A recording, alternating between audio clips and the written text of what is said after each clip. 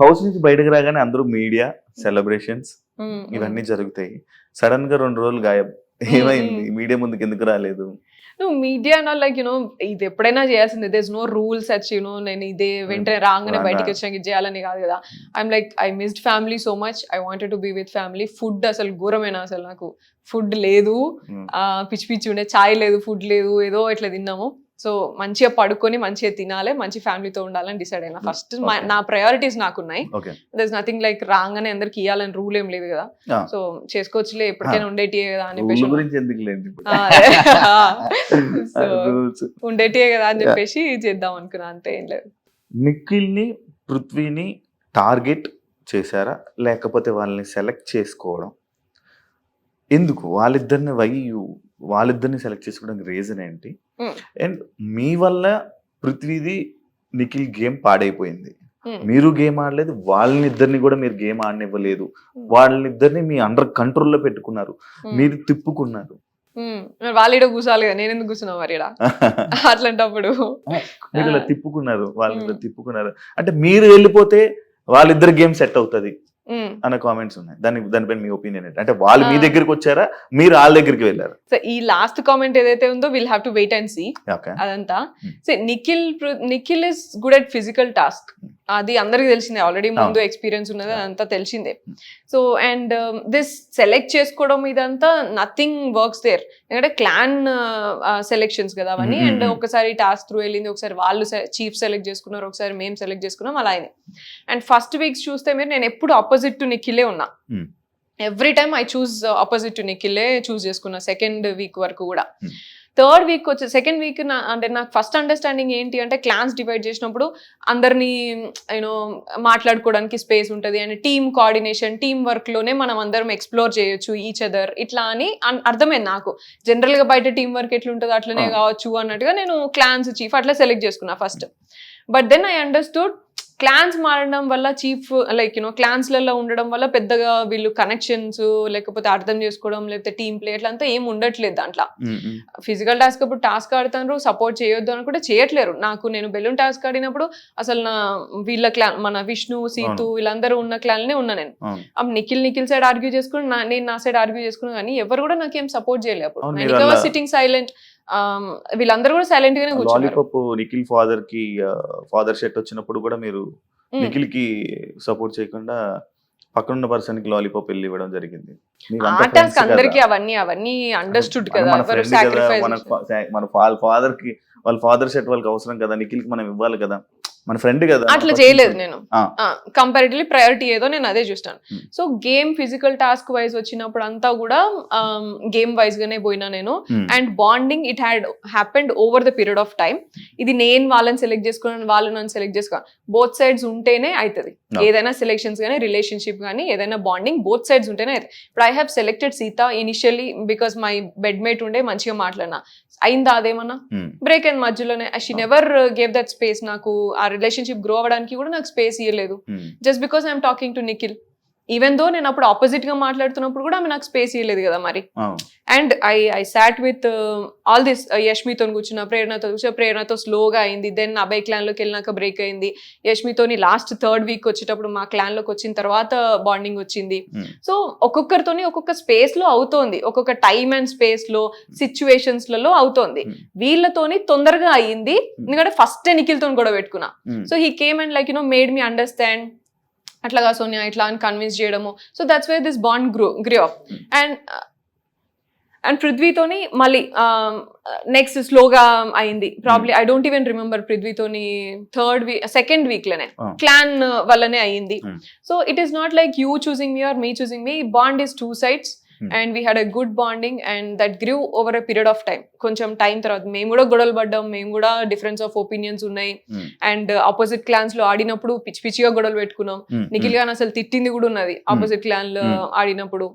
And ఇవన్నీ ఉన్నాయి. So there is nothing like ఇది లైక్ మీరున్నప్పుడు, మీరు నిఖిల్ తో ఒక బెడ్ మీద కూర్చున్నప్పుడు లైక్ మీరు ఫీల్ అవ్వడం జరిగింది, బయట ఏం వెళ్తుందో, ఏమనుకుంటున్నారు, బయట ఆయనకి తెలుసు నేనేంటో అన్నారు.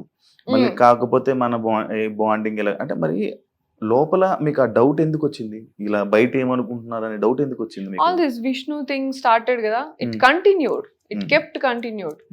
And like you know they were all like I did నాకు ఒకటే అర్థమైంది ఏంటంటే వీళ్ళందరికీ పృథ్వీ అండ్ నిఖిల్ అటెన్షన్ కావాలా అందరికి హౌస్ లా. అండ్ వీళ్ళిద్దరికి నేను ప్రయారిటీ ఎప్పుడైనా సరే. So this is what they portrayed or this is what they like they understood.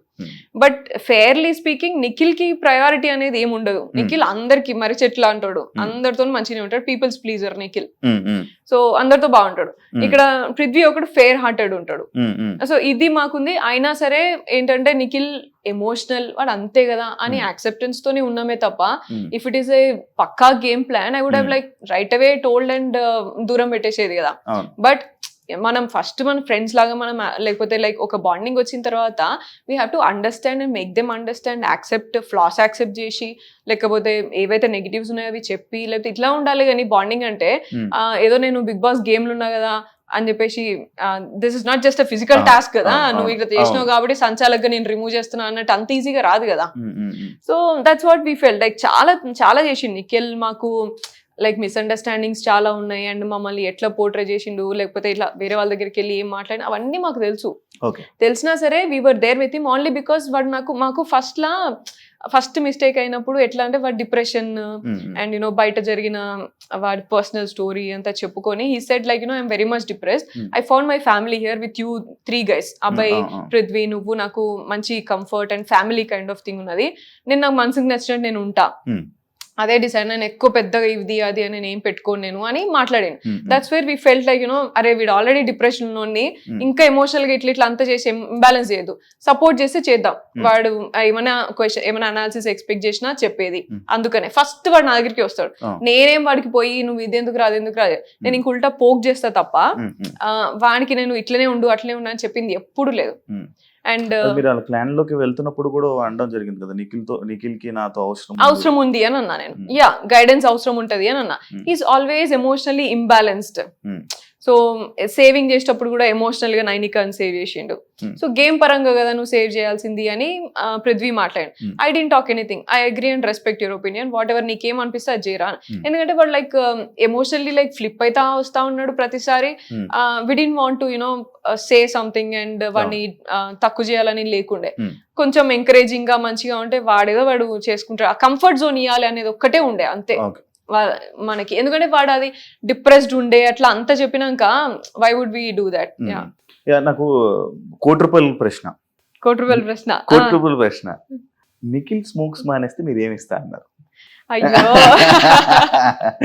So that's again one thing. Yeah ఏమిస్తారు వాడికి నేను పెళ్లి చేసుకునేటప్పుడు నేను నా పెళ్ళప్పుడు వాడికి చైన్ ఇస్తా అని చెప్పిన, చిన్నోనికి ఇయర్ రింగ్స్ ఇస్తా అని చెప్పిన, అవైతే ఖచ్చితంగా ఇస్తా నేను. యా అండ్ స్మోకింగ్ ఇవి మీరు ఇస్తా అన్నది. యా నేనైతే ఇది ఇస్తా అని చెప్పిన. అది కూడా మీకు తెలిసిందో లేదో చూసిందో లేదో తెలీదు. నా పెళ్లికి ఏం కావాలి చెప్పంటారా, మీ పెళ్లికి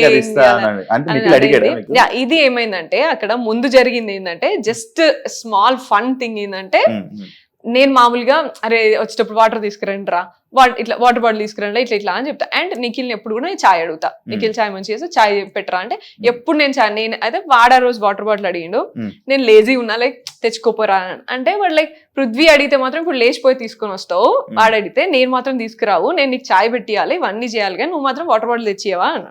అంటే నువ్వు స్మోకింగ్ ఒక్కటి మానేరా నేను ఏదైనా చేస్తా అని అన్నా, which he will not do.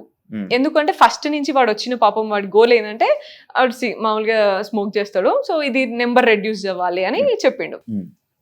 And ఎప్పుడు డెసిషన్ మేకింగ్ వచ్చినా నెంబర్ అసలు సూపర్ ఇంక్రీజ్ చేస్తాడు తప్ప తగ్గించాడు. So that was there. I thought like you know ఎట్లయినా మానేస్తలేడు వాడు అని జస్ట్ ఫన్నీగా ఇట్లా అన్నా నేను. అది కాన్వర్సేషన్ ఫన్నీగా వచ్చినది అంతే. బయటకు మాత్రం ఏమిస్తా అన్నది అదే కదా అడిగాడా మిమ్మల్ని నాకు ఇవి కావాలి అని చేయను ఇవన్నీ ఏం కావాలంటే అవి కాన్వర్సేషన్ ఇస్తాను దట్ అన్నారు. Is a different conversation. మీరు చూసింది Okay, మేము okay. Evening మాట్లాడుకుంటున్నప్పుడు Okay. మామూలుగా నా పెళ్లికి ఏం కావాలరా, నీ పెళ్లికి ఏమి ఇస్తావురా ఇట్లా అని Okay. మాట్లాడుకుంటాం. నాకు యాచ్ కావాలి, నాకు ఇది కావాలి, ఇట్లా అని జస్ట్ నాకు- ఫన్నీ నాకేం కాన్వర్సేషన్. ఇస్తున్నారు? And also Nainika and Nikhil shares different thing, like you know Nainika control చేస్తుంది సిగరెట్స్, నిఖిల్ వన్నీ కూడా సిగరెట్స్ ఆమెనే చూసుకుంటది అండ్ డైలీ తగ్గించడం ఇట్లా అంతా Okay. ఆమెనే చూస్తుంది. మరి అదంతా బయటికి రాలే కదా మరి. ఇక